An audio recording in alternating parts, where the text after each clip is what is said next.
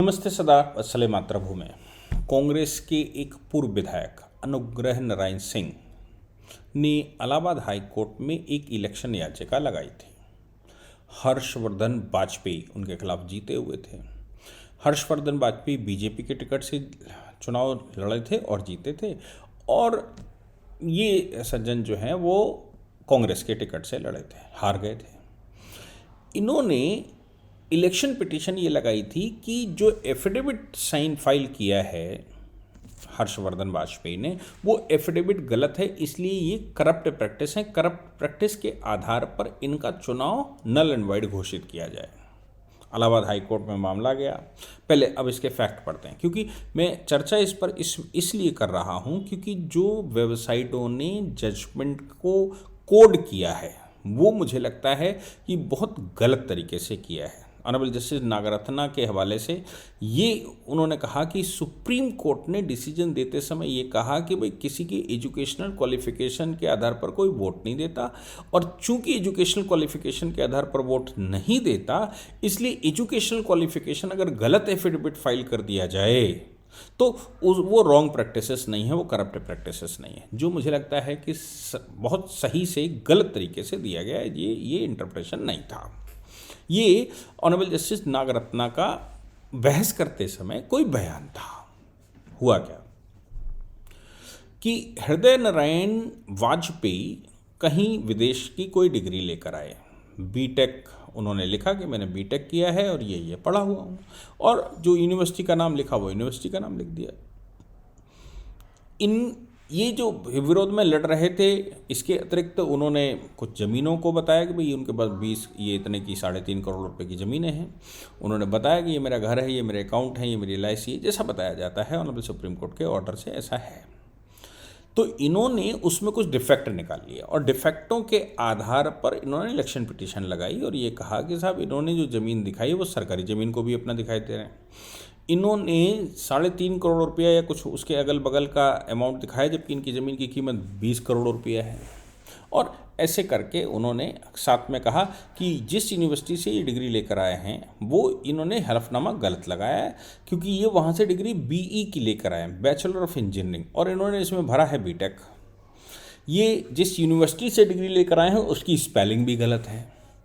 तो high court ने dismiss कर दिया, मामला सुप्रीम कोर्ट चला आया। मतलब ये सुप्रीम कोर्ट चले आए, उन्होंने कहा भाई इनकी सदस्यता खारिज की जाए। और फिर साथ में ये कहा कि इस 2017 और 2022 का जो एफिडेविट है उसमें अलग अलग कुछ फ़र्क आ रहा है, कुछ स्पेलिंग का फ़र्क है, ये है फ़र्क है। सुप्रीम कोर्ट ने सुनवाई करी। सुनवाई करते समय ऑनरेबल जस्टिस नागरत्ना बहस करते समय उन्होंने ये कहा कि बड़े मुस्कुरा के हंसते हुए उन्होंने कहा, क्या कोई डिग्रियों के आधार पर भी वोट देता है? भारत में तो इसका कोई वैल्यूएशन नहीं है। फिर उन्होंने साथ में कहा एटलीस्ट केरला में तो नहीं, क्योंकि शायद वो केरला से आती हैं, तो उन्होंने कहा एटलीस्ट केरला में तो नहीं है कि कोई डिग्रियां देखकर किसी को वोट नहीं देता, व्यवहार देखकर देता है, समाज में काम करने के आधार पर देता है, और पॉलिटिकल पार्टियां उसमें एक बड़ा रोल प्ले करती हैं, लेकिन कोई डिग्रियां देखकर नहीं देता।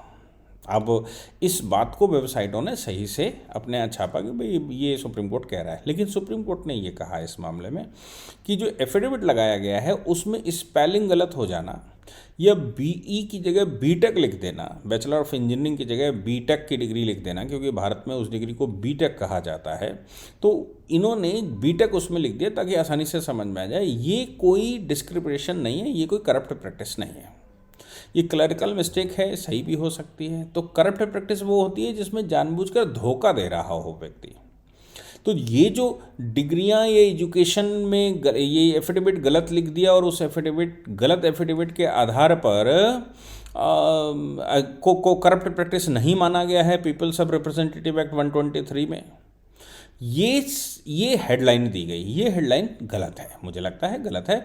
सुप्रीम कोर्ट ने सिर्फ क्लरिकल मिस्टेक को यहाँ पर क्लैरिफाई किया है कि क्लरिकल मिस्टेक अगर कोई BE की जगह बीटेक लिख देता है तो उसमें क्या गलत है। कोई यूनिवर्सिटी के नाम में कोई स्पेलिंग IE इधर का उधर कर देता है तो ये कोई करप्ट प्रैक्टिस की कैटेगरी में नहीं आते हैं, और पीपल्स रिप्रेजेंटेशन एक्ट इसको कहीं से रोकता नहीं है।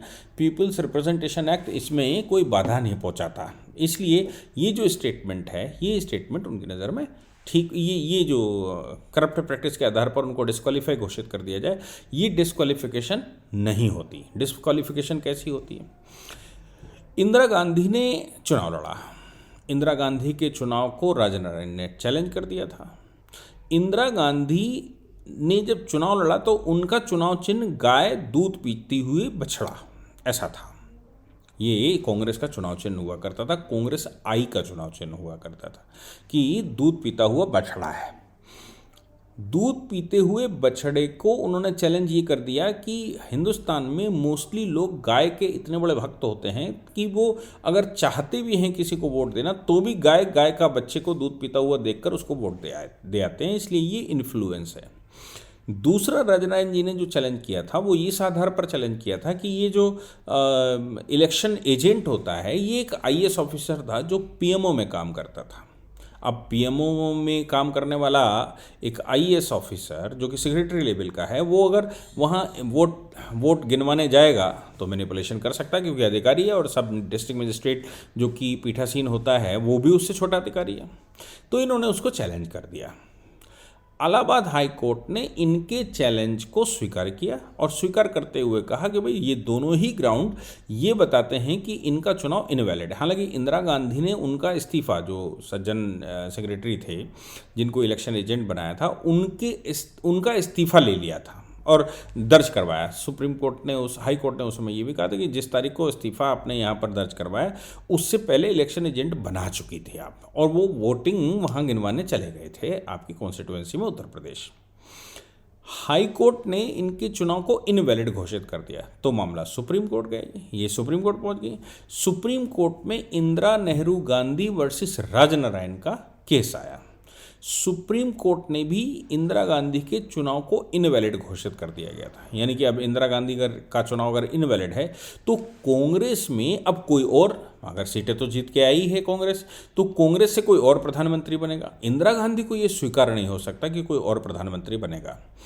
इंदिरा गांधी ने ऑर्डिनेंस पास कर दिया। अब जब देश में बवाल होना शुरू हो गया, देश में उधम होना शुरू हो गया, इंदिरा गांधी चुनाव वो सुप्रीम कोर्ट से मुकदमा भी हार चुकी थी, तो अब ये था कि कांग्रेस रिप्लेसमेंट करने को चाह रही थी कि भाई कोई किसी को रिप्लेस कर दें, और इधर जो सरकार जो राजनारायण मुकदमा लड़ रहे थे, राजनारायण लगातार दबाव बना रहे थे। लोगों ने प्रदर्शन करने शुरू कर दिए थे। देश में उस समय जनसंघ हुआ करती थी, वो सामने उतर कर आ गए थे, मुखर होकर लड़ने लगे थे।